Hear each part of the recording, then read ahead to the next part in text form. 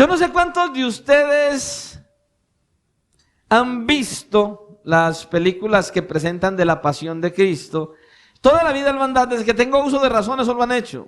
Yo me acuerdo que anteriormente lo llevaban a uno del colegio o de la escuela a una cancha y ponían una pantalla grande y le proyectaban a uno ahí las películas de la Pasión de Cristo. Y a lo largo de los años pues han ido saliendo películas y películas, hay muchas películas. Y en esas películas de la Pasión de Cristo vemos los acontecimientos que acontecieron con el Señor Jesucristo, todo lo que Él hizo. Vemos su martirio, sus azotes, en fin, hasta llegar a la última película que presentaron de la Pasión de Cristo, que a mucha gente no le gusta, que mucha gente se enojó por esa película, pero que realmente muestra algo de la realidad de los padecimientos de Cristo, porque ni siquiera en esa película puede manifestar la realidad total de lo que Cristo sufrió cuando estaba en ese tiempo de agonía, de persecución, de dolor y de angustia por nosotros, ¿cierto? Pero muchas personas, no sé cuántos de ustedes han visto estas películas y hasta han llorado y han sido conducidos a meditar en cosas, en fin, todo eso. Pero la realidad es que hay muchas personas que aunque han visto la película y aunque han llorado y aunque han meditado, ni siquiera son salvos todavía. Ni siquiera tienen esa inclinación de un verdadero arrepentimiento delante del Señor. Bueno, y la realidad de todo es que las Escrituras a nosotros nos muestran el relato de la realidad de lo que Cristo padeció en la cruz del Calvario. Está en la Biblia. Y no hay nada mejor que las Escrituras para poder ser cambiados y transformados. La película es una cosa, pero las Escrituras son otra, porque la película no es inspirada por el Espíritu Santo, mientras que la palabra del Señor sí. Y cuando usted y yo vamos a la palabra del Señor, vemos a los evangelistas contándonos acerca de lo importante y lo necesario que es que como cristianos veamos lo que pasó en la cruz del Calvario y valoremos lo que pasó en la cruz del Calvario. Aquellos que lo valoramos somos los que verdaderamente hemos venido a Cristo en arrepentimiento y fe, que hemos venido arrepentidos delante del Señor por nuestra fe puesta en el Señor Jesucristo.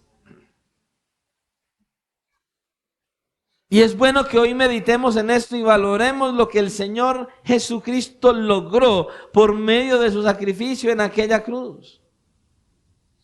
Y es mi oración al Señor, ha sido mi oración al Señor, que usted pueda meditar en lo que el Señor quiere hablar y valore uno de los más grandes privilegios que como cristianos tenemos por causa de la obra de Cristo en la cruz. Uno de los más grandes, que es el que vamos a ver hoy. De lo que Cristo hizo en la cruz y que nos da a nosotros el mejor regalo por ser cristianos. Y vamos a mirarlo hoy. ¿Cuántos de ustedes saben qué significa esa palabra privilegio? Todos hablamos, uy, qué privilegio. ¿Qué es eso de privilegio? ¿Qué significa ser un privilegiado? Es tener algo muy bueno que no merezco por encima de otros. Y la iglesia de Jesucristo tiene el privilegio de que por la obra de Cristo en la cruz no solo somos salvos, sino que tenemos un privilegio que es el más grande de todos como seres humanos, que es el que vamos a ver hoy. Vamos a ir a la palabra del Señor y que el Señor me ayude con esta tos, porque Dios mío bendito.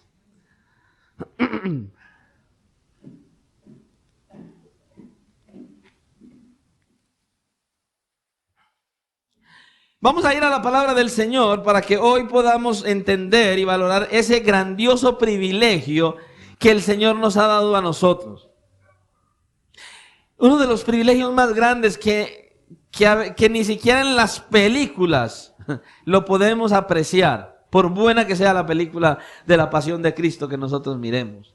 Muchos pueden llorar, muchos pueden pensar, muchos pueden meditar, pero es el poder del Espíritu Santo a través de su palabra el que nos convence verdaderamente de lo que es. Vaya conmigo a Mateo capítulo 27.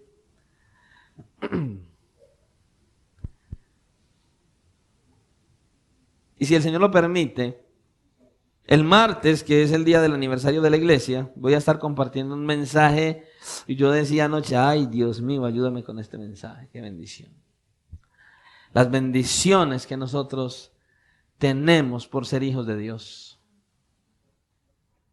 Mateo capítulo 27, y vamos a leer 2 versículos. Versículos 50 y 51, amén.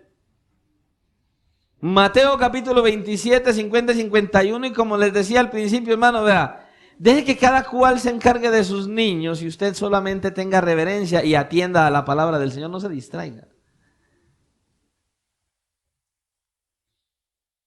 Leemos la palabra del Señor en el nombre del Padre, del Hijo, y bajo la dirección de su santo, glorioso y maravilloso Espíritu que está en la iglesia, Dios Padre, Hijo y Espíritu Santo. A Él sea toda la gloria. Y como iglesia decimos, amén. Mire cómo dice, mas Jesús, habiendo otra vez clamado a gran voz, entregó el Espíritu. Y he aquí, el velo del templo se rasgó en 2, de arriba abajo. Y la tierra tembló, y las rocas se partieron. Padre, gracias una vez más por tu bondad, tu fidelidad y tu misericordia. Gracias, Señor, porque nos has bendecido en gran manera hoy, trayéndonos una vez más a congregarnos, a reunirnos en tu nombre. Hoy que estamos conmemorando tu muerte, tu resurrección y tu pronta venida, porque ha sido puesta para el primer día de la semana, que es el domingo, puesta por la iglesia, dirigida por el Espíritu Santo. Gracias por este privilegio que tenemos hoy de estar congregados aquí y de poder oírte hablar a través de tu palabra. Señor, yo te ruego en esta hora, en el nombre de tu amado Hijo Jesucristo, por cada uno de los oyentes, cada uno de los que está en este lugar y cada uno de los que podrá escuchar o ver este mensaje a través de las redes, Señor, en el canal de YouTube o cuando enviemos el audio a quienes lo reciban. Te ruego, mi Dios, que liberes las mentes y que cada corazón esté dispuesto para escucharte hablar, Señor. A ti. Solo a ti. Te ruego que tengas misericordia de todos aquellos que han de escuchar este mensaje y les des sabiduría, discernimiento y el anhelo de llevar a la práctica todo lo que nos quieres enseñar a través de tu palabra hoy, Señor. Señor, yo te pido que obres en mí. Señor, que yo solamente sea un canal, un instrumento. Que todo lo que yo diga sea dirigido por tu Santo Espíritu y que no salga de mi cabeza. Que no sean mis ideas. Señor, por favor, habla tú a la iglesia. Edifícanos. Exhórtanos. Consuélanos. Y capacítanos. Para poder comprender este privilegio tan grande que traes hoy. Señor, mira a los niños. Que también ellos, Señor, puedan recibir bendición y entender acerca de lo que hoy vamos a hablar y que valoren la oportunidad que todos tenemos de acercarnos a ti, Señor. Ayúdanos, Señor, a estar atentos a la predicación de tu palabra y reprende toda distracción que quiera venir a interrumpir, a impedir que tu palabra sea expuesta y que la iglesia la reciba, porque te lo pedimos en el glorioso nombre de tu amado Hijo Jesucristo. Amén y amén. Pueden tomar asiento. El mensaje que traemos para hoy lleva como título, escuche, que vamos a estar enfocados en el versículo 51. Y el mensaje que traemos para hoy, entonces, el título que traemos es este. ¿Qué significa o cuál es el significado del velo rasgado? ¿Cuál es el significado del velo rasgado? Ese es el mensaje que traemos hoy. ¿Cuál es el significado del velo rasgado? Cuando nosotros miramos este pasaje, entonces hasta aquí nosotros podemos apreciar los últimos instantes de vida del Señor Jesucristo clavado en la cruz. Es viernes en la tarde y Él está clavado en la cruz. Está en sus últimos minutos y está por finalizar aquel sermón de las 7 palabras de nuestro Señor en la cruz. Estamos al borde de que Él exclame sus últimas palabras clavado en esa cruz.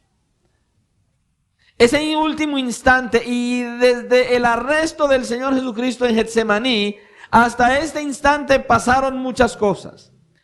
Un juicio injusto, lo apresaron, lo juzgaron siendo inocente y lo declararon culpable. Fue llevado por los romanos, fue azotado prácticamente hasta la muerte. Fue avergonzado, señalado, escupido, maltratado, coronado con una corona de espinas, le dieron con una vara, con una caña en la cabeza, lo golpearon.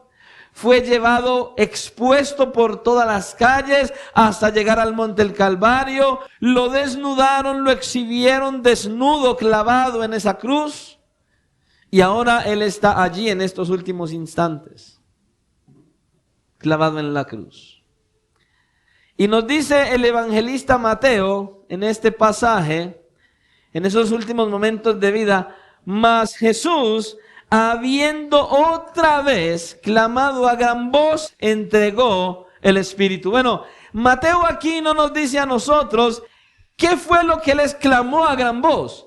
Pero cuando usted y yo vamos al Evangelio de Juan, en Juan capítulo 19, versículo 30, Juan sí nos dice qué fue lo que Él clamó otra vez a gran voz. Y dice allí que cuando Jesús hubo tomado el vinagre, dijo: consumado es. He ahí el grito.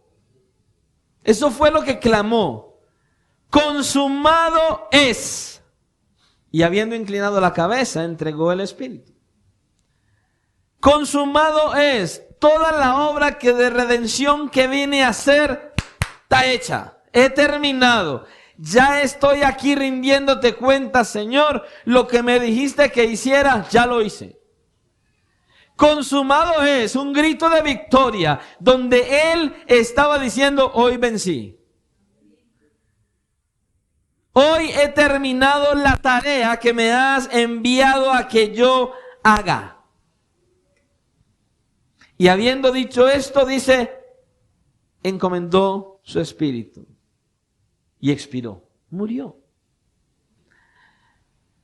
Con la conciencia de que la obra de redención había sido terminada, el Señor entregó su espíritu confiándolo plena y completamente en las manos de su Padre.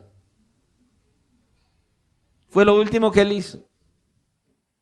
Ahora escuche, Cristo no solamente murió o fue voluntariamente a la cruz. Él no solo fue voluntariamente a la cruz, Cristo dio su vida voluntariamente cuando ya todo se había cumplido.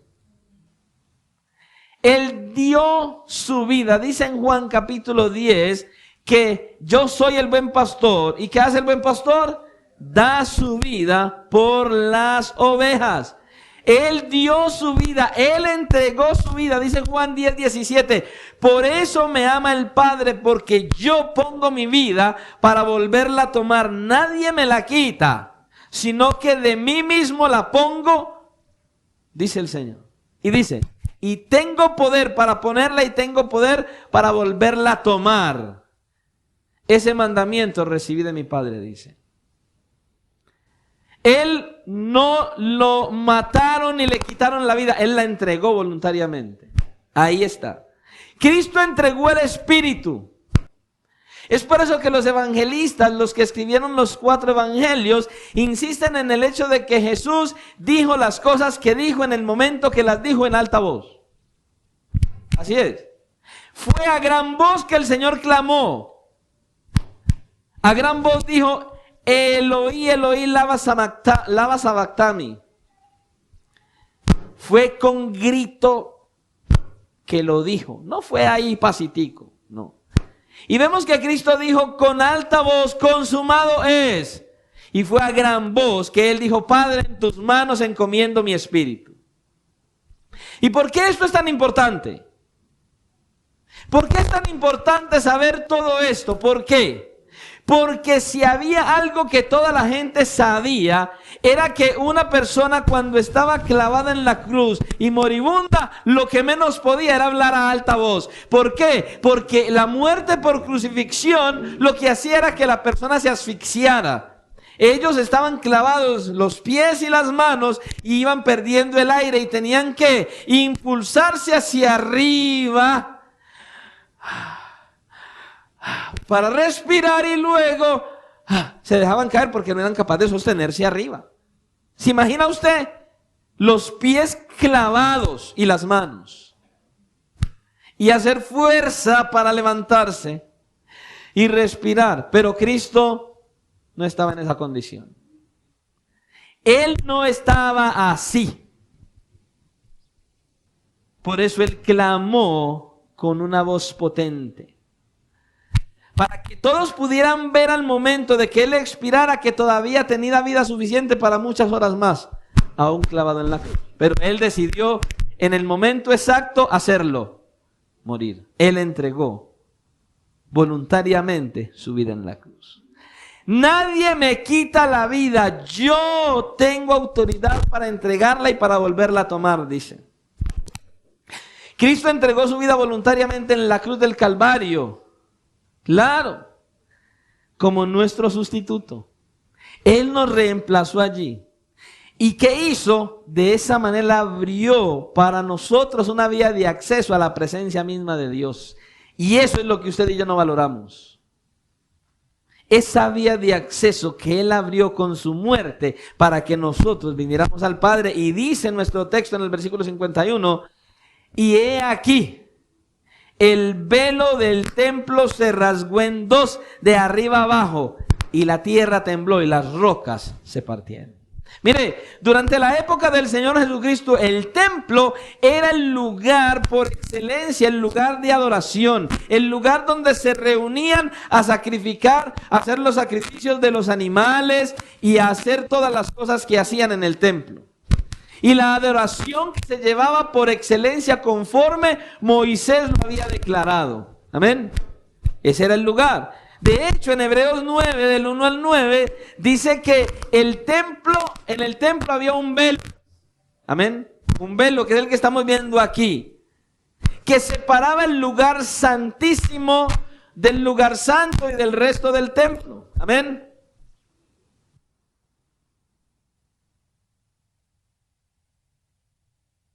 Amén. Entonces, ese lugar, ese velo que había allí, había dos velos. Había uno que separaba el resto del templo, el lugar santo y el lugar santísimo. Este velo que separaba, ese velo que separaba el lugar santísimo del resto del templo, estaba allí por causa del pecado del hombre. El pecado del hombre era el que impedía que el hombre pudiera entrar a ese lugar santísimo, a la presencia misma de Dios. Y entonces era necesario que una vez al año el sumo sacerdote entrara a ese lugar santísimo a hacer expiación, a hacer un sacrificio por todo el pueblo para cubrir el pecado del pueblo. Una vez al año, solamente.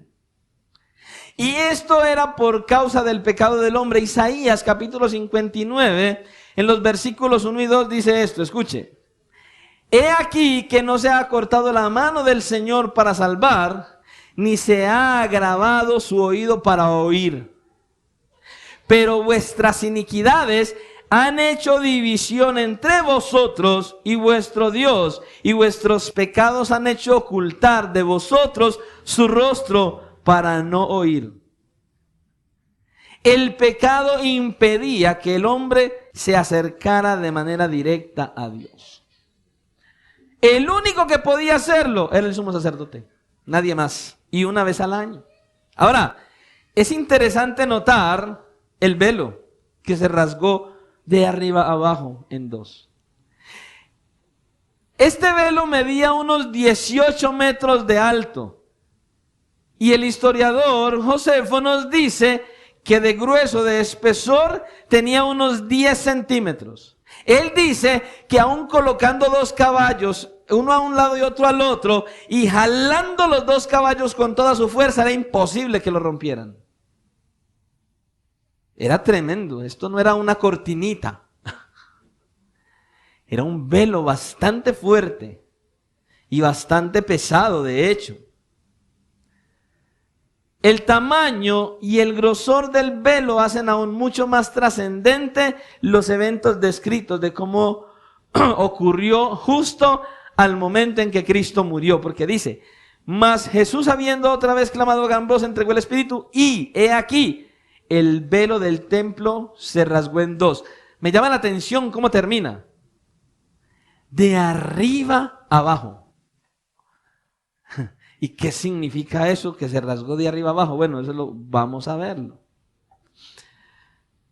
Pastor, muy bien. ¿Y qué hacemos con eso, pastor? Pastor, ¿qué significado tiene a nuestros días hoy que ese velo se haya rasgado en dos y de arriba abajo? Bastante. Tiene un significado sobrenatural. Es la pura gracia y la misericordia de Dios para uno de los más grandes privilegios que la iglesia de Jesucristo tiene, pero que no valora. Porque como que no entienden qué es. Ante todo el velo que este velo se haya rasgado dramáticamente de arriba abajo, lo que simboliza, lo que muestra es que Dios mismo, escuche, Dios mismo estaba aceptando el sacrificio de su Hijo por todos los que éramos pecadores. Dios estaba dando su aprobación. Lo que mi hijo está haciendo en la cruz, ese sacrificio que él está haciendo por amor, ese sacrificio de entregar su propia vida, ese sacrificio de tomar sobre él los pecados de todos aquellos que él vino a salvar, yo lo apruebo. Es una muestra de la aprobación de Dios al sacrificio de Cristo. ¿Por qué? Porque Dios el Padre abandonó a la humanidad, al Hijo, a su Hijo, al hombre Cristo, a Cristo hecho hombre, al hombre. Lo abandonó en la cruz del Calvario, le dio la espalda porque descargó todo, absolutamente todo el peso de la ira que debería ser para nosotros, lo descargó sobre su Hijo y lo mató para que usted y yo tuviéramos la oportunidad de vivir. Eso hizo. Por eso es que a mí me sorprende tanto ver a los que se llaman cristianos en fechas especiales haciendo estas cosas que le decía al principio. Que todavía se van, bailan, consumen licor, dicen hasta palabras vulgares, porque hay cristianos que todavía no dicen que son cristianos. No entiendo ni por qué. Y todavía se les salen las palabras de la boca. Sí, todavía las dicen. Ese todavía no ha nacido de nuevo, hermano. Ese que todavía se va y baila. Ese que todavía le gusta irse a las fiestas a oír toda la música mundana de todo el mundo. Ese que todavía está en estos jolgorios y estas cosas, no ha nacido de nuevo aún. No ha nacido de nuevo. Está en un gran riesgo. Ay, pastor, es que yo lo hice nada más una vez. No, todavía lo tiene aquí. Porque yo me relaciono con todo tipo de personas. Porque yo no le huyo a nadie. Y ellos se sientan a tomarse su cerveza y yo me paro y hasta luego, Dios les bendiga. Pastor, sí. Porque es que me pueden relacionar de que ellos están tomando cerveza y yo también. Entonces cuando ellos sacan la cerveza, yo me paro de la silla y me voy.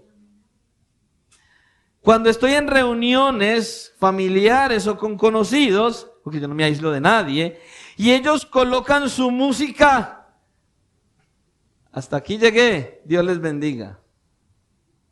¿Por qué? Es que usted es muy religioso, pastor. No, mi ser no es capaz de soportarla. No la aguanta.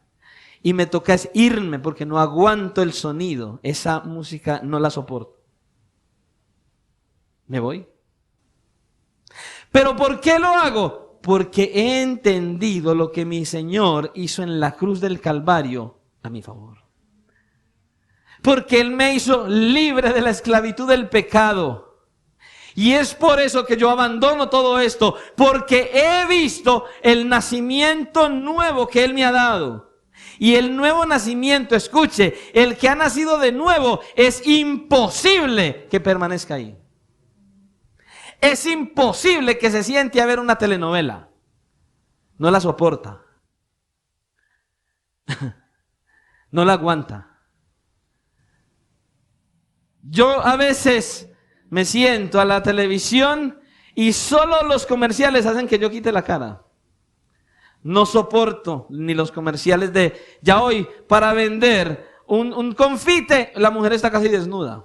O el hombre. Porque para vender una loción, el hombre ya casi desnudo. Y muchas de las hermanitas en las comerciales.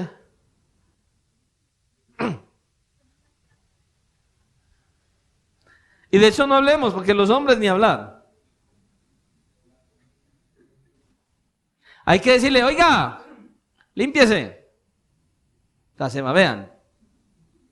Algunos y algunas que no han nacido aún de nuevo. Tristemente eso sucede. Eso pasa. Hermanos, necesitamos entender y creer lo que Cristo hizo en la cruz para que todas esas cosas vayan siendo abandonadas de nosotros. Para que nosotros no soportemos. Mire, cuando usted no se tiene que esforzar, no. Cuando usted ha nacido de nuevo legítimamente, usted no tiene que decir, uy, no, es que el pastor dice que yo no puedo ver la novela. Uy, no, pero uy, es que esa novela está tan buena. No. El que ha nacido de nuevo no le importa ni eso. No lo tiene siquiera en la mente. La gente que todavía oye la música que le gustaba primero y van en el bus. Y cuando no menos pienses que no ha nacido de nuevo todavía. El que ha nacido de nuevo se conoce. Escuche, es que lo que viene a morar en nuestro corazón no es un libro. Lo que viene a morar en nuestro corazón no son las palabras del pastor. Lo que viene a morar en nuestro corazón es el poder de Dios, el Espíritu Santo, el que cambia, que transforma, que renueva, que hace nuevas todas las cosas. Si eres nacido de nuevo, el Espíritu Santo está dentro y Él te cambia. Te cambia. O si no, miren a Pablo. ¿O ustedes creen que el cambio de Pablo fue por qué? ¿Usted ha notado el cambio de Pablo? Escuche, díganme, Pablo caminó con Jesús. Pablo fue a la cruz con Jesús. Pablo vio a Jesús. No, él no lo vio. Eso es carreta, él no lo vio. Dice que se le apareció ¿en qué? En una luz, pero él no vio a Jesús. Y dice que él ¿qué? Él escuchó cuando el Señor lo llamó. Le hago una pregunta, y es que cuando usted abre la Biblia no lo oye. ¿Qué fue lo que transformó a Pablo? ¿Lo que vio o lo que oyó? Lo que oyó. Y entonces, ¿qué es lo que te tiene que transformar, iglesia? Lo que oyes.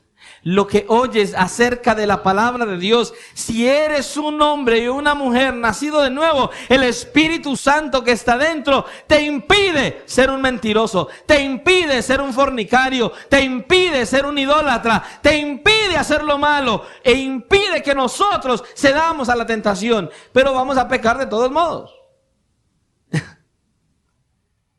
Pero ya no deliberadamente. ¿Entiendes? Pero para ello necesitas creer en la obra de Cristo en la cruz. Lo que Él hizo en la cruz en tu favor. Creer que por medio del derramamiento de su propia sangre fue suficiente para limpiarnos de todo pecado, para quitar nuestro pecado. Solo por el derramamiento de la sangre del Señor. Ahora, que el velo se haya abierto en dos significa que el camino para poder entrar al lugar santísimo quedó libre. Ya no necesitas que el pastor vaya al lugar santísimo. Cada uno de nosotros que ha creído puede venir delante del Señor a la misma presencia del Señor por la obra de Cristo en la cruz y en el nombre de Jesús. En el nombre de Jesucristo de Nazaret, vienes delante de la presencia del Señor. ¿Y para quién es esto? Para todo tipo de hombre, de mujer, sea judío, sea gentil, sea de cualquier nacionalidad que haya venido a Cristo en arrepentimiento y fe. Para ese es.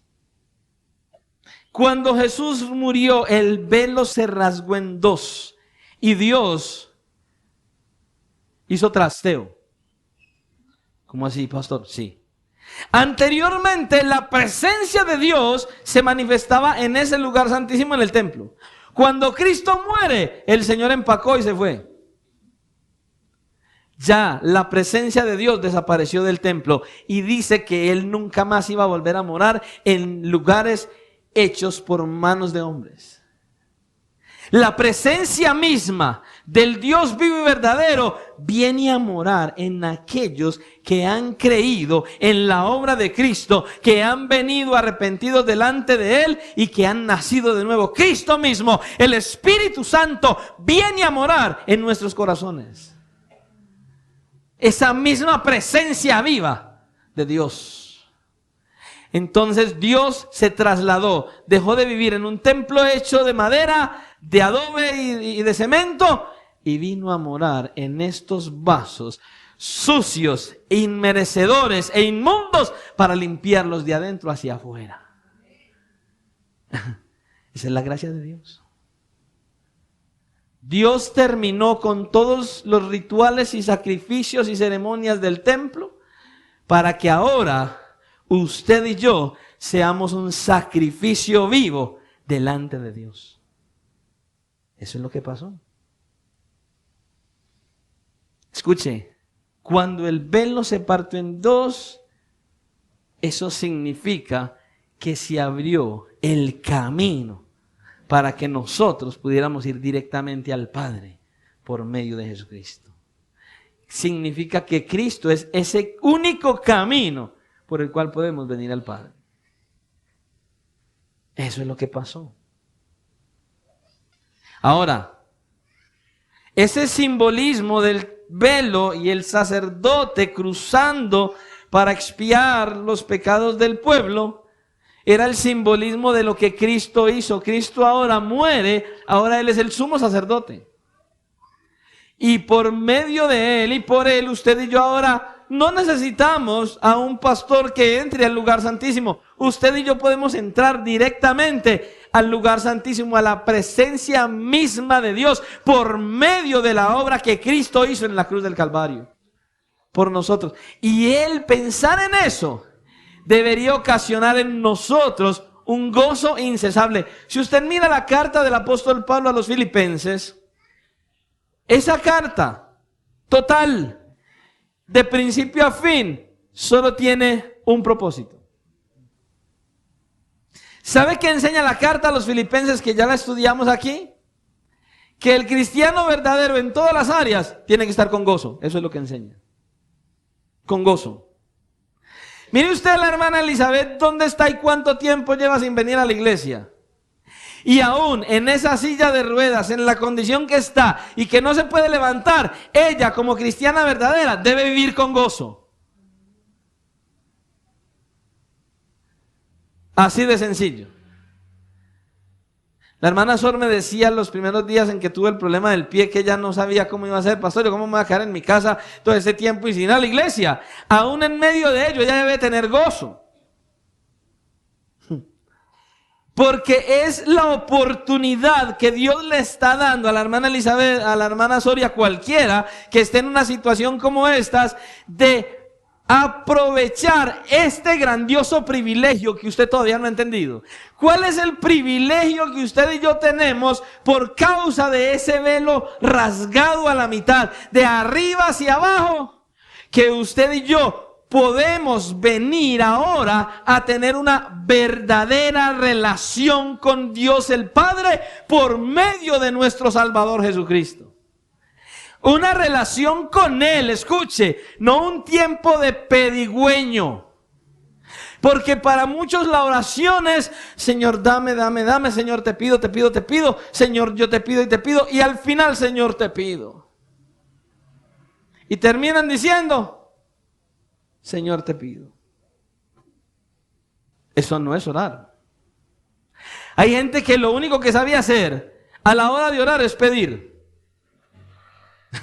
Lo he dicho otras veces y lo voy a decir otra vez. Qué bonita relación puede haber entre un padre y un hijo, o un esposo y una esposa. Imagínese usted, el hermano Weimar, toda la quincena llega a la casa y la esposa... Pero el día de la quincena llega el hermano, abre la puerta y la esposa: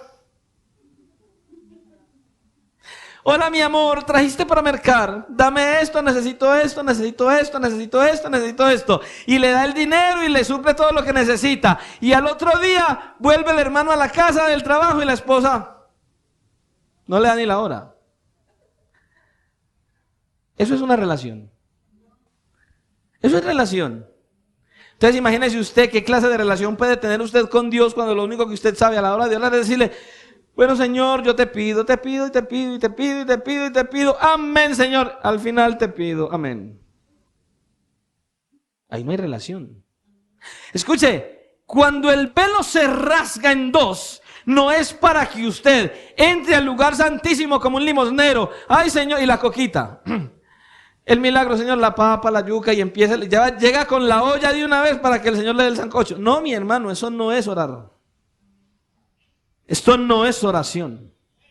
La oración no es ese momento en el cual yo entro a la presencia de Dios buscando que Dios me dé y me solucione todos los problemas que tengo. No. N-O con mayúscula y negrilla no es relación con Dios el pedir. Pero en la relación con Dios se pide. Es diferente. Escucha, la oración es el regalo más grande que Dios le ha dado al hombre. La oportunidad de relacionarnos con Él, de hablar con Él, de intimar con Él, de expresarle a Él todo lo que no le digo a nadie. Eso es la oración. Que entiendas que Él es real, aunque no lo ves. Le hago una pregunta, a ver. ¿Por qué usted no puede ver al Señor? ¿Quién me dice? A ver, ¿por qué usted no puede ver al Señor cuando ora? ¿Por qué no puede ver al Señor cuando ora?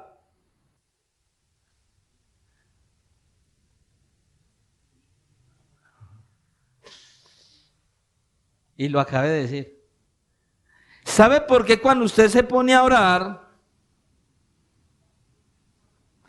de rodillas o de pie o de cualquier manera, sabe por qué cuando usted se dirige al Señor no lo puede ver?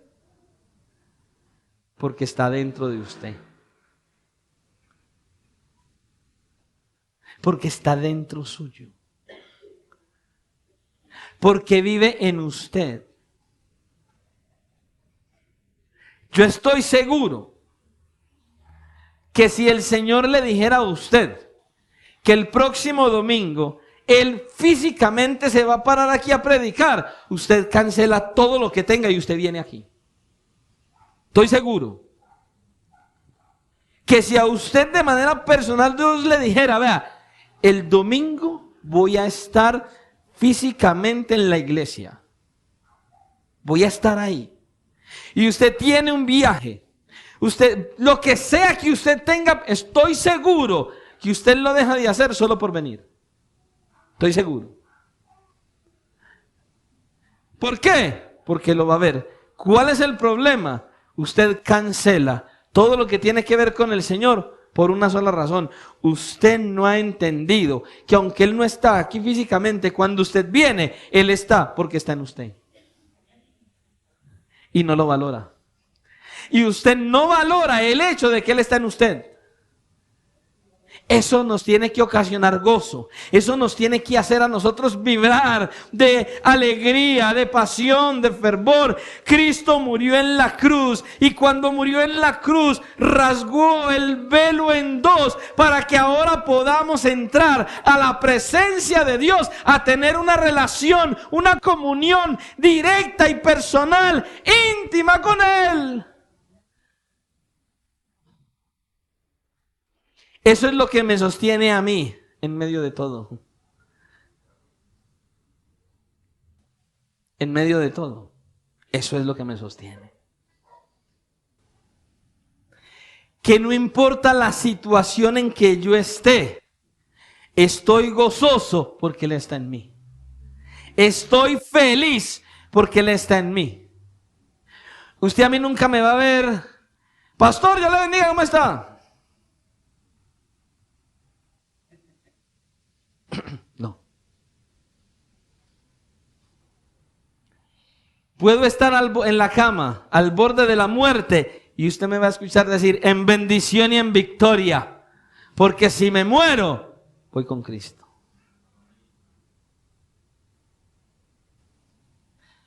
Usted se va a dar cuenta, si el Señor nos permite, los que vengan el martes, al mensaje que el Señor me ha dado para el martes. Hermano, ¿sabe qué? La gran bendición que es estar en las manos de Dios. La bendición tan inmensa que es estar en las manos de Dios. Yo no sé cuántos de ustedes, a pesar de que lo he dicho en tantas ocasiones, se prepararon para hoy desde ayer. Señor, mañana si me das vida, hay culto, Señor, voy de fiesta, hay bendición, no veo la hora de que amanezca, Señor, Dios mío. ¿Cuándo amanecerá? Que quiero ir al culto. Yo no sé cuántos tuvieron esa experiencia anoche o esta mañana, que despertaron y lo primero que pensaron fue, ay Dios mío, los que están en el grupo de aseo, Señor, uy, la hermana Sorley dijo que a las 7:30 en la iglesia, Señor, me levanto y corro porque necesito ir a servir en tu casa, a tener la casa lista para que la iglesia venga y se deleite en tu presencia. Yo no sé cuántos pensaron eso esta mañana.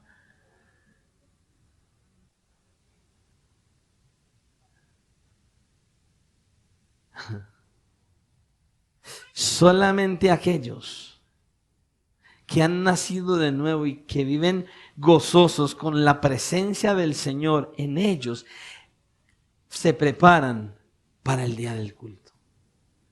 Y tienen ese gozo, ese fervor y esa pasión y no ven la hora de llegar.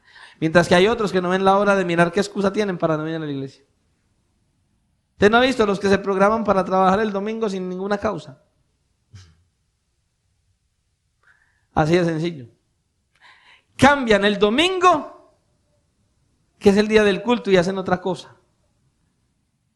Porque no han entendido el privilegio que tenemos de reunirnos como la iglesia de Cristo. Mire, si usted pudiera hablar con personas que hoy, domingo 25 de junio de 2023, no se pueden congregar libremente como usted y yo. Si usted pudiera hablar con ellos,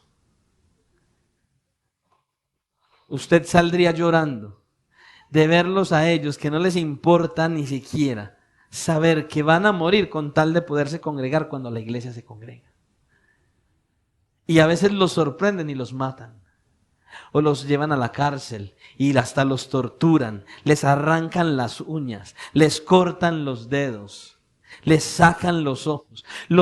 Hoy 2023, estoy hablando, eso hacen por la causa de Cristo.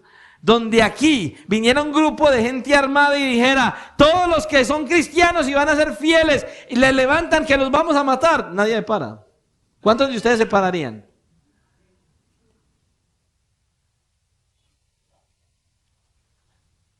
Que imagínese usted que cojan del cuello a Dulce María y le diga, bueno señora, ¿usted es la mamá? Sí. Niega a Cristo, la mato. ¿Cuál Cristo? Yo no sé quién es, no sé si lo haría o no sé qué haría.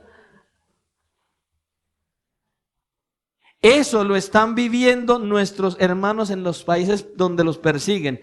¿Y sabe cómo viven? Con gozo en medio de la persecución. Y a usted le da una gripa o truena en Caldas. Ay, no voy a poder ir al culto. Y no viene y no llueve. Ah, Señor, usted sabe. Sí, yo sé. Todo lo que te falta para ser un cristiano verdadero. Hermanos, necesitamos entender y creer la obra que Cristo hizo en la cruz. Cómo Él abrió ese espacio para que usted y yo tengamos esa relación, esa intimidad, esa cercanía con nuestro Dios. Eso es lo que nos debe dar gozo en medio de las situaciones más difíciles. Que Cristo está en nosotros. Eso fue lo que Él hizo, hermano. Eso fue lo que Él hizo. Ahora podemos entrar al lugar santísimo por medio de Cristo. Dice Hebreos capítulo 10, 19 y 20 que los fieles entran confiadamente al santuario, teniendo libertad para entrar en el lugar santísimo por la sangre de Jesucristo, por el camino nuevo y vivo que Él nos abrió a través del velo. Esto es su carne, su cuerpo, su sacrificio. Mire, el hecho de que el velo en el templo se haya rasgado de arriba abajo es un hecho histórico. Y cuando usted mira la carta o el libro de los Hebreos, ahí está explicado con lujo de detalle lo que aconteció y lo que significa. Y que estas cosas eran sombras de lo que había de venir. Jesucristo mismo era el velo. Jesucristo mismo era la entrada al lugar santísimo. Y a través de su muerte, todo aquel que ha depositado su fe en Cristo, ahora tiene libre acceso a Dios el Padre. Así es. El velo en el tiempo del Señor Jesucristo era un recordatorio de que por causa del pecado estábamos distanciados de Dios. Así es. Eso es lo que enseña. Pero al velo rasgarse, se quitó la barrera entre Dios y el hombre. Dice Hebreos capítulo 4, versículos 14 al 16. Por tanto, teniendo un gran sumo sacerdote que traspasó los cielos, Jesús, el Hijo de Dios, tengamos nuestra profesión. Retengamos nuestra profesión, porque no tenemos un sumo sacerdote que no pueda compadecerse de nuestras debilidades, sino uno que fue tentado en todo según nuestra semejanza, pero sin pecado. Y dice, escuche, mire lo que usted y yo podemos hacer ahora porque el velo se rasgó. Acerquémonos pues confiadamente al trono de la gracia para alcanzar misericordia y hallar gracia para el oportuno socorro. Versículo 14 que acabamos de leer ahí nos enseña que Cristo es mayor a los sacerdotes y que su sacerdocio es superior al de los sacerdotes de la época. Escuche, asimismo como el sumo sacerdote, Jesucristo es el mediador entre Dios y nosotros. Jesucristo. Y como representante de los hombres delante de Dios, intercede por nosotros 24 horas al día. ¿Se da cuenta?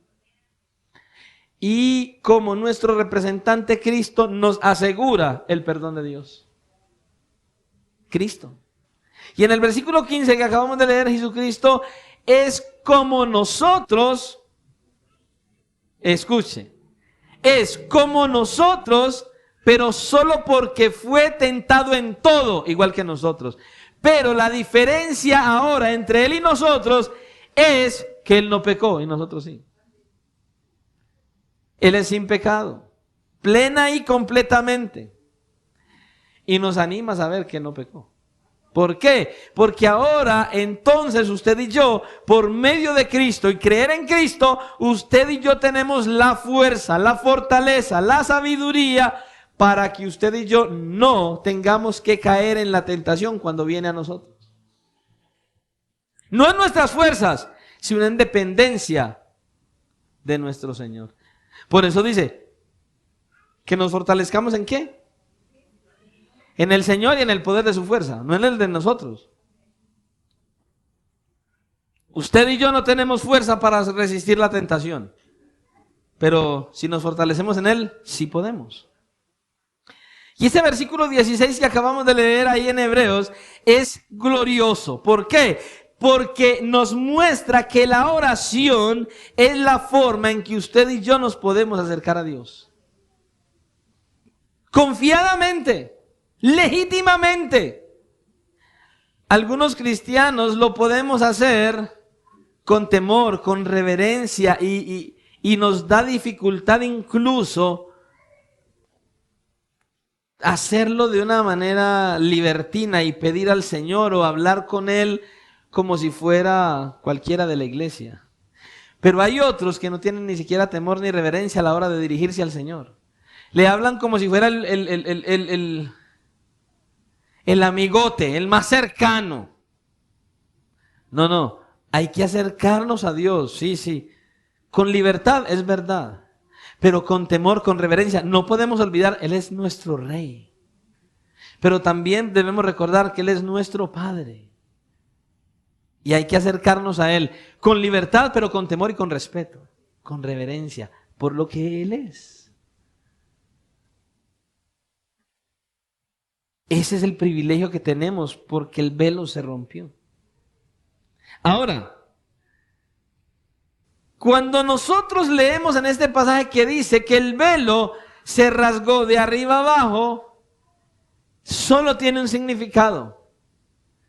Que la abertura del velo de arriba abajo es que Dios mismo fue quien lo rasgó.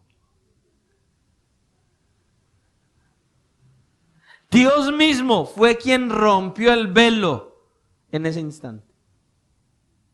Escucha, Charles Spurgeon lo decía de esta manera, escucha. No es una pequeña rasgadura a través de la cual se haya podido ver un poco, sino que es una rasgadura de arriba a abajo. Hay una entrada hecha para los más grandes pecadores. Si solo hubiera habido un pequeño agujero cortado, los ofensores menores tal vez hubieran podido colarse a través de él. Escucha lo que dice Spurgeon. Pero qué acto de misericordia abundante es este, que el velo es rasgado a la mitad, de arriba abajo, de tal manera que el mayor de los pecadores pueda encontrar un amplio pasaje para entrar. Esa es la gracia de Dios. Pero los corazones de los hombres no respondieron a los agonizantes gritos de nuestro moribundo Redentor. Se endurecieron. Y el texto termina diciendo que hubo un ¿qué? La tierra tembló y las piedras se partieron. Escuche, aún la naturaleza misma respondió y las duras piedras se partieron por la muerte de Cristo. Pero aquellos que estaban azotando y matando al Señor tenían un corazón más endurecido que las mismas piedras. Las piedras se rompieron y los corazones de todos aquellos espectadores ni siquiera medio temblaron. ¿Se da cuenta? Las rocas respondieron y las rocas se partieron. Pero escuche, Cristo no vino a morir por esas rocas. No. Sin embargo, las rocas fueron más suaves que los corazones de aquellos que estaban matando al dador de la vida. Escuche lo que decía alguien y reflexione en esto que le voy a decir. Escuche. Ciertamente un corazón que no se rompe ante la muerte del Señor Jesús en la cruz Escuche esto. Ciertamente un corazón que no se rompe ante la muerte del Señor Jesús en la cruz es más duro que las rocas que se partieron ante la muerte de Cristo. Es más inflexible que los montes que se derriten como cera ante la presencia de Dios. Es que es imposible que usted sepa que Cristo murió en la cruz y usted siga indolente y pecando y practicando el pecado como si nada. Que a usted no le importe no orar. Que usted no se duela cuando no siente el deseo de ir a las Escrituras. Que a usted ni siquiera le dé dolor en el corazón porque no se congrega.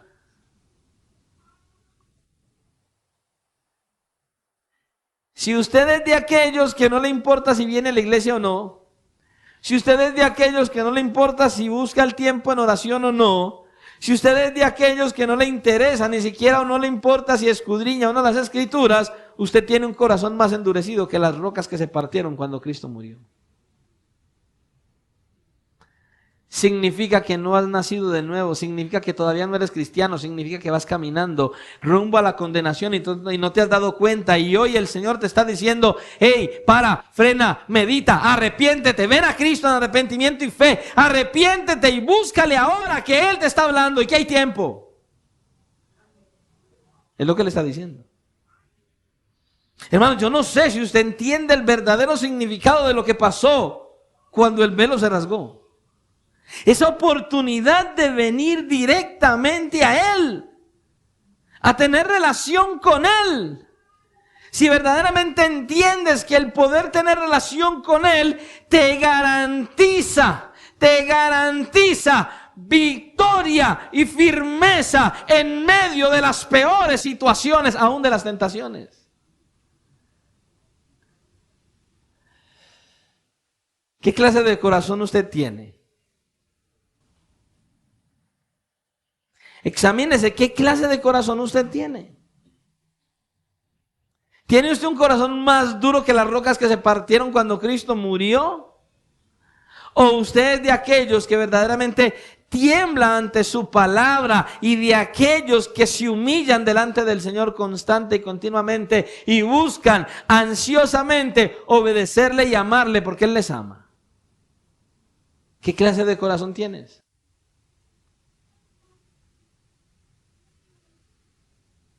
Cuando usted ora, escuche lo que le voy a decir. Cuando usted ora, ¿está verdaderamente consciente delante de quién está cuando ora?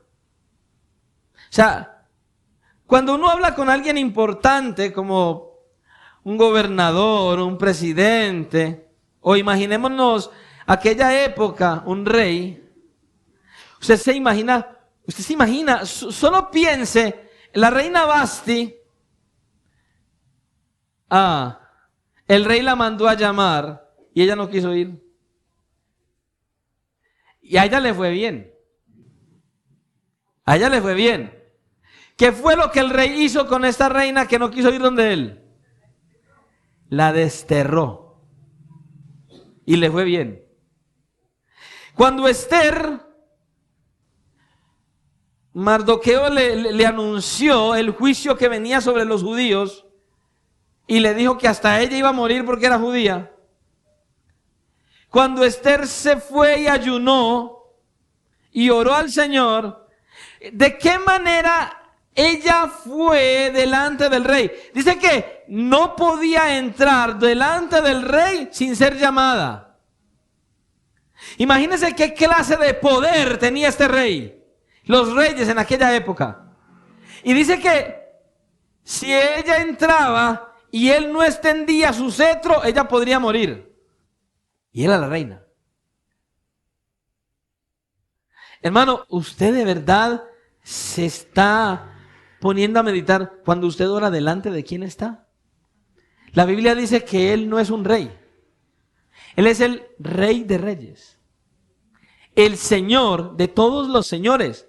Usted cuando se presenta delante de Dios, verdaderamente ¿está entendiendo delante de quién está? Cuando usted vive su vida cotidiana, usted verdaderamente está entendiendo ¿Quién es el que lo ve? ¿Quién es el que lo oye? Usted puede decir una mentira y ¿sabe qué? Ni al pastor engaña. Porque usted viene donde el pastor. Y no porque el pastor sea el superhéroe de la tierra, sino porque usted puede ver lo que dice la Escritura que hace el Espíritu Santo. ¿Se acuerdan de Pedro con Ananías y Zafira? ¿Cómo llegó Ananías a donde Pedro? El dinero. Y Pedro le preguntó, ¿este es el precio total de la heredad? Sí. ¿Y qué le dijo Pedro? Mentiroso. ¿Por qué le has mentido a Dios? Hermano, usted puede venir y decirle mentiras al pastor. Se lo garantizo. Escuche lo que le voy a decir. Cuando usted vaya a hablar conmigo, sepa cómo viene. Y sepa qué me dice. Porque cada vez cualquiera de ustedes que habla conmigo, yo sé, por medio del Espíritu Santo, si usted está siendo sincero o no. Escúchelo. Es que el mismo Espíritu Santo que tenía Pedro lo tiene el pastor. Y el pastor no es pastor por bueno. El pastor es pastor. Al martes vas a ver por qué.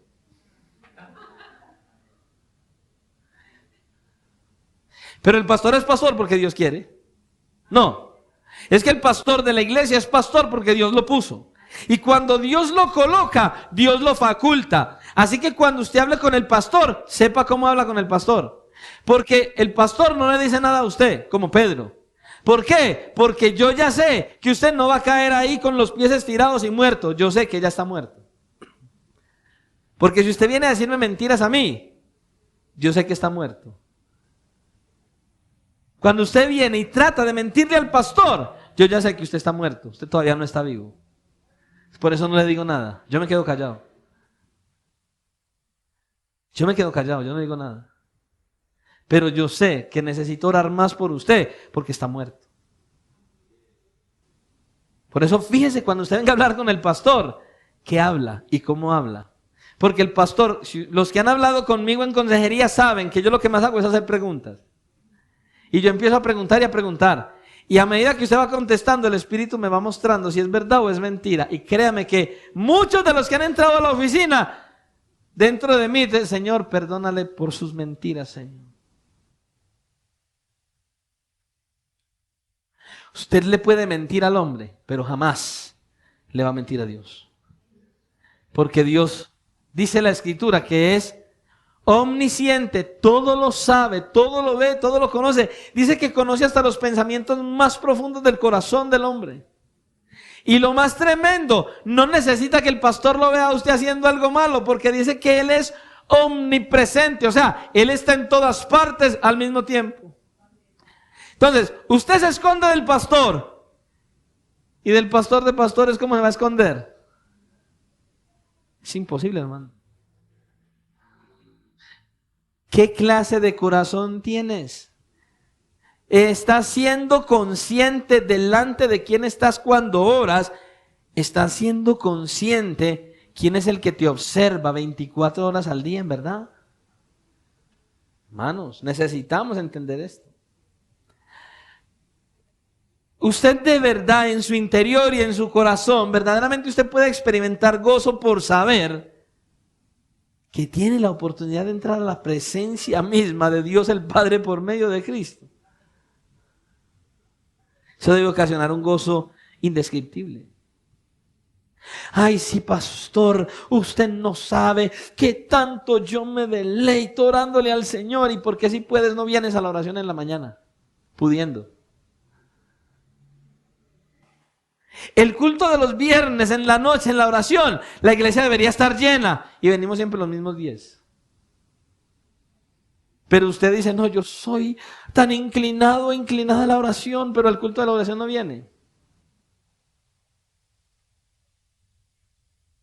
El culto más importante en la iglesia es el culto de oración, porque es donde la iglesia muestra cuál es el anhelo y el deseo que tiene de estar en unidad con la iglesia, presentándose delante del Dios Padre y Todopoderoso.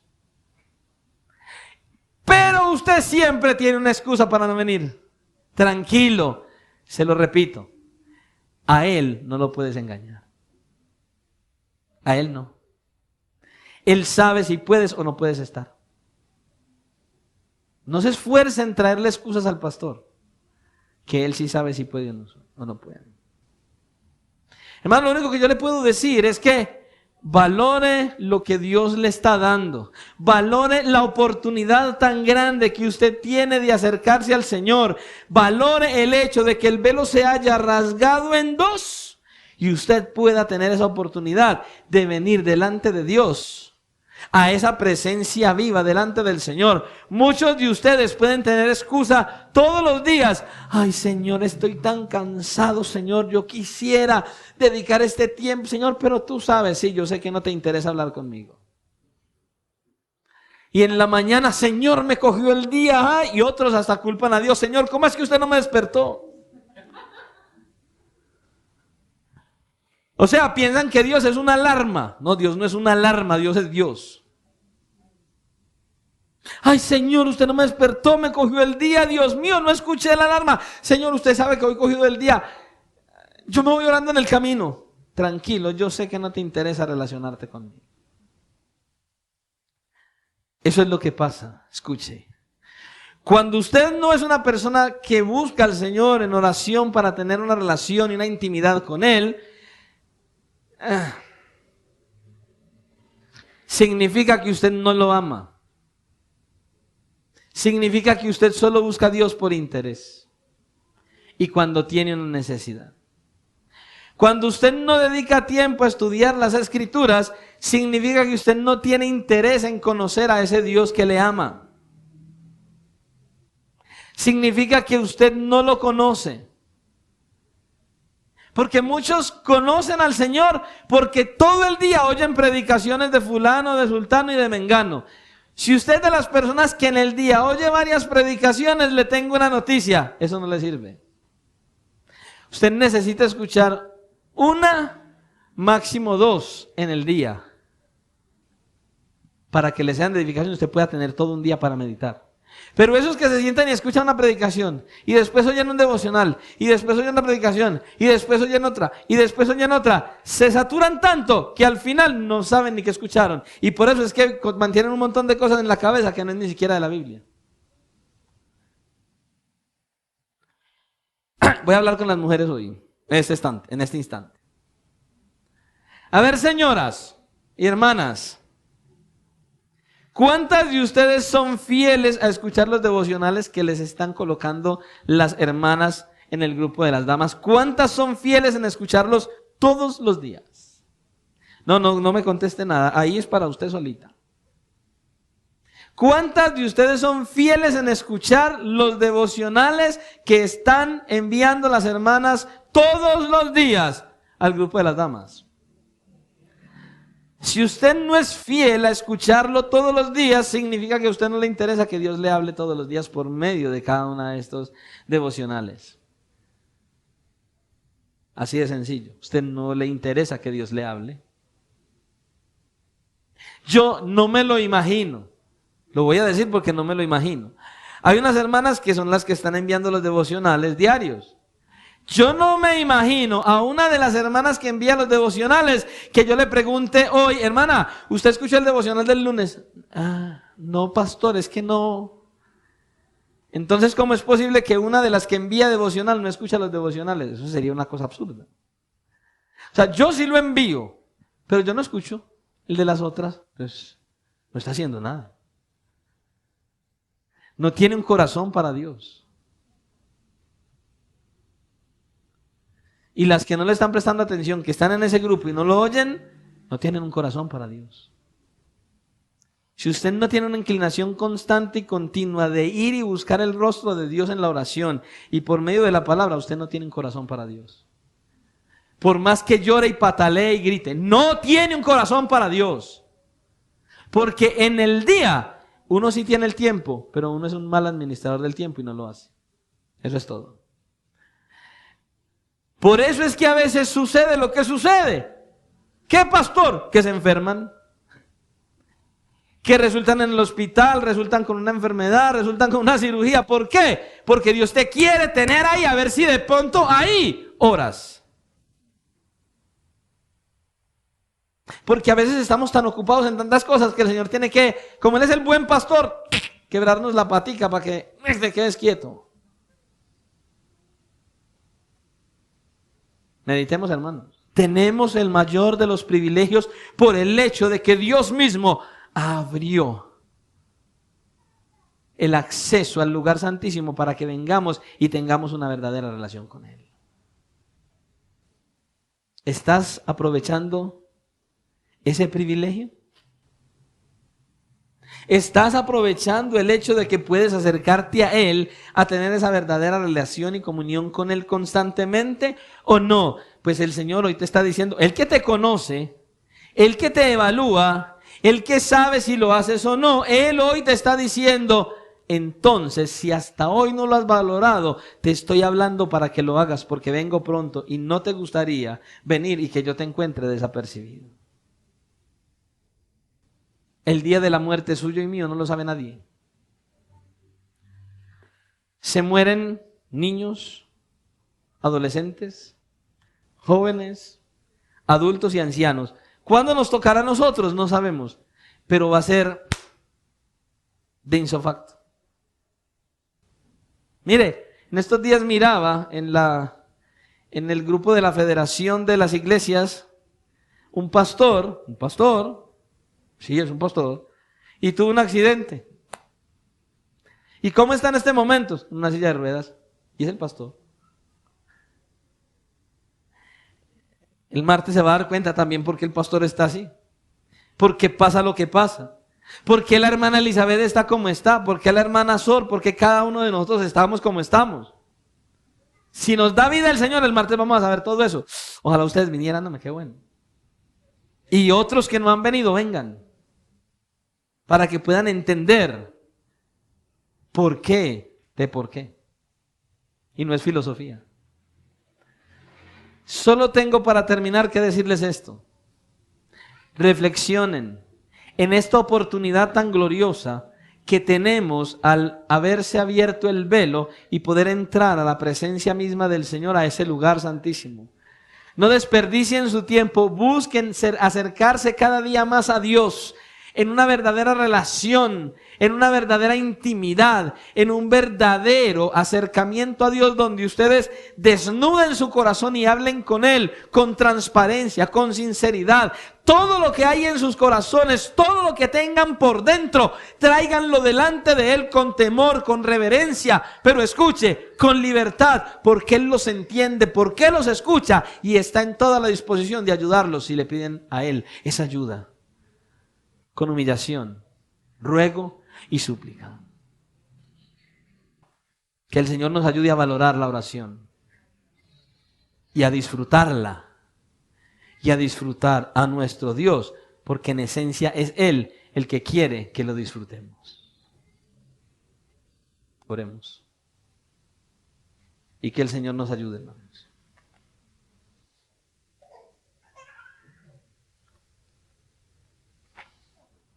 Señor y Dios y Padre de la gloria, en esta hora te damos gracias por tu fidelidad y tu misericordia. Te damos gracias por amarnos. Señor, gracias por la obra de la cruz. Señor, hoy te pedimos perdón. Señor, la verdad es que el sacrificio que hiciste en la cruz es algo tan grande. Es algo inexplicable. El sacrificio que hiciste en la cruz es algo tan glorioso que hizo que por medio de tu sangre nosotros fuéramos liberados de la esclavitud del pecado. Que la muerte de tu amado Hijo en la cruz hizo que todas nuestras culpas fueran puestas sobre el Cristo clavado en la cruz. Y que toda la justicia perfecta de tu amado Hijo fuera puesta sobre nosotros sin merecerlo, sin ganárnoslo, sin buscarlo, sin pedirlo, Señor. Y todo el peso de tu ira que estaba guardado para nosotros los pecadores, lo descargaste con toda tu furia sobre tu propio Hijo clavado en la cruz, para darnos a nosotros libertad y vida abundante, vida eterna. Por eso te pedimos perdón, Señor, porque muchas veces nos comportamos como simples religiosos en la iglesia, cuando tú nos estás llamando a que seamos cristianos verdaderos, imitadores de Cristo, que vivamos como Cristo, que seamos como Cristo. Señor, por favor, has abierto un camino por medio de la ruptura del velo, un camino para que todos con libertad entremos a ese lugar santísimo por medio del sumo sacerdote que es Cristo. Pero Señor, perdónanos porque a veces no valoramos la libertad que tenemos de buscar tu rostro en oración. Perdónanos por nuestra dureza de corazón, perdónanos por la incredulidad que aún nos gobierna. Perdónanos, oh mi Dios, por estar tan lejos de tu presencia. Ayúdanos, Señor, a estar más cerca de ti, mi Dios. Ayúdanos a ser humildes de corazón, que nos humillemos delante de ti, que temblemos ante tu palabra, mi Dios. Libértanos, mi Dios, por favor.